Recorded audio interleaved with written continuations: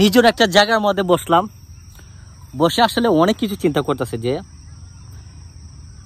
মানে লাইফে তো 50% চলে গেছে। মানুষের যে গড় আয়ু, আমাদের বর্তমানে গড় আয়ু কত বছর হবে? 71। তো আমাদের আসলে বাংলাদেশের অধিকাংশ মানুষই কি করে, স্বপ্ন থাকে যে চাকরি করবে, পড়ালেখা শেষ করে একাডেমি জীবন শেষ করে কি এক করবে, একটা চাকরি করবে, সরকারি চাকরি হোক প্রাইভেট চাকরি হোক, একটা চাকরি করতে সবাই একটা ইন্টারেস্ট থাকে। তো দেখেন, একটা স্টুডেন্ট যখন ক্লাস 1 থেকে মাস্টার্স পর্যন্ত পড়ালেখা করে তখন কিন্তু তার কত বছর সময় যায়?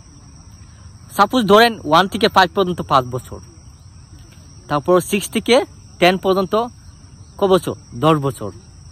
তারপর ইন্টারমিডিয়েট কত বছর? 2 বছর, 12 বছর। অনার্স কত বছর? ধরেন 4 বছর। কত বছর হয়েছে? 14 আর 16 বছর।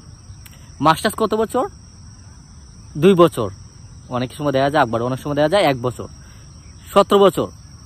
কিন্তু বাংলাদেশের প্রেক্ষাপটে যে 17 বছরের মধ্যে বা 18 বছরের মধ্যে একটা স্টুডেন্ট কি তার বাংলাদেশের যে একাডেমি যে পড়ালেখা এটা কি করবে? কমপ্লিট করবে। তো আমাদের সেশন জুটের কারণে, আমাদের পরীক্ষা লেট হওয়ার কারণে মানে আনুষ্ঠানিকভাবে কিন্তু দেখা যাচ্ছে অনেক বছর লেট হয়ে যায়, প্রায় 20 বছর এমন হয়ে যায় যে 22 বছরের সময় যায়। তো একটা স্টুডেন্ট যখন 22 বছর তার স্টাডি লাইফে শেষ করতে যায়, তখন একজন আমরা কখন প্রাইমারি স্কুলে ভর্তি হই? 6 বছর হলে আমরা জানি যে আমাদের স্কুলে ভর্তি করা হয়। এদিকে ক বছর? 20 বছর, আর এদিকে ধরুন 6 বছর, 26 বছর আমি অনুমানিক ধরলাম। 26 বছরে আমরা কি করি? আমাদের একাডেমিক জীবন আমরা শেষ করি, টোটাল বয়সটা আমাদের 26 বছর হয়ে যায়, এমনকি 27 হয়ে যায়। তো এই যে একটা সময়কাল, এই সময়কালের মধ্যে কিন্তু কি হচ্ছে, অনেকে কিন্তু চাকরি হয় না।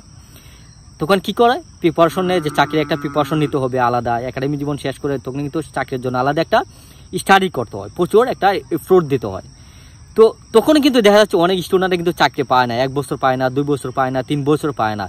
অনেক স্টুডেন্ট দেখা যায় মানে চাকরি ইন্টারভিউ দিতে দিতে দেখা যাচ্ছে একসময় তাদের বয়স চলে যায়, এটা সার্টিফিকেটের যে একটা বয়স থাকে, বয়স চলে যায়। তখনও কিন্তু সে কি চাকরি যখন পায় না, তখন কি করে? প্রাইভেট কোনো একটা কর্পোরেট একটা কোম্পানিতে একটা চাকরি নেওয়া হয়। এই যে আমার কাছে যে জিনিসটা মনে হচ্ছে যে চাকরি করার চেয়ে মানে কোনো একটা বিজনেস করা ভালো। দেখেন, আপনার স্টাডির পাশাপাশি যদি কোনো একটা ছোট হোক বড় হোক, বা এই পাশাপাশি যদি কোনো একটা মানে প্রাইভেট কোম্পানিতে, প্রাইভেট একটা মার্কেটিংয়ে একটা কোনো একটা জব করা যায়, এটা হচ্ছে সবচেয়ে বেস্ট একটা থিঙ্কিং হবে, বেস্ট একটা ওয়ে হবে। আমরা কি করি? আমরা মনে করি যে আমরা অনার্স মাস্টার্স শেষ করে আমরা কি করব? চাকরি করব। এটা আসলে আমাদের রং ডিসিশন আমার কাছে মনে হয়। তো আমরা স্টাডির পাশাপাশি যখন আপনার অনার্সে ভর্তি হবেন, আপনার মাস্টার্সে ভর্তি হবেন, তখন কি করা যায়? আপনার চাকরির জন্য একটা প্রিপারেশন নেওয়া লাগে, বা আপনার একটা পার্ট টাইমে একটা কিছু করলে কিন্তু আপনার জন্য সবচেয়ে বেটার হয়। আপনার কি হবে? আমাদের কিন্তু স্কিল নাই। আমরা দেখেন, স্টাডি করলে কিন্তু আপনার স্কিল যে গ্যাদার করবে তা না, আমরা যখন বাস্তবে আমরা যাবো তখন কিন্তু এটা স্কিলটা হয়।